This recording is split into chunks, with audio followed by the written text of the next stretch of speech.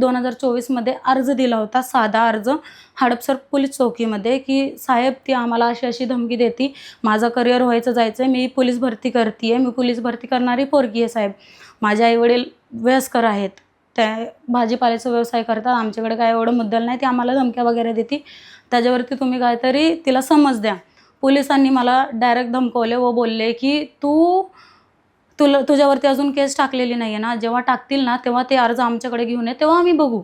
तेव्हा मला तिथून हाटळून टाकलं, मी गेले तिथून निघून.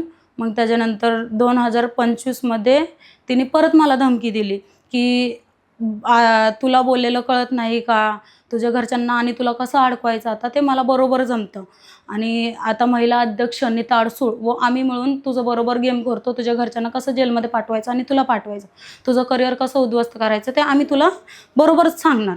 तर तेव्हा मी 2025 1 जानेवारीला गेलो आणि तिकडे जाऊन 1 जानेवारीमध्ये मी एक अर्ज लिहिला की ती बाई आम्हाला धमकवती व आमच्यावरती खोटे आरोप टाकते, तिने चॅप्टर केस टाकलेली होती.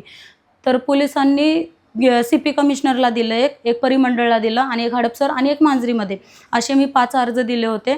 तर त्या अर्जामध्ये माझं काहीच म्हणणं ऐकून घेतलं नाही, सहकार्य कुणीच केलं नाही आम्हाला, आणि त्याच्यावरती पप्पाला अटक केली. रोकठोक महाराष्ट्राला सबस्क्राईब करा आणि बेल आयकॉनवर क्लिक करायला विसरू नका.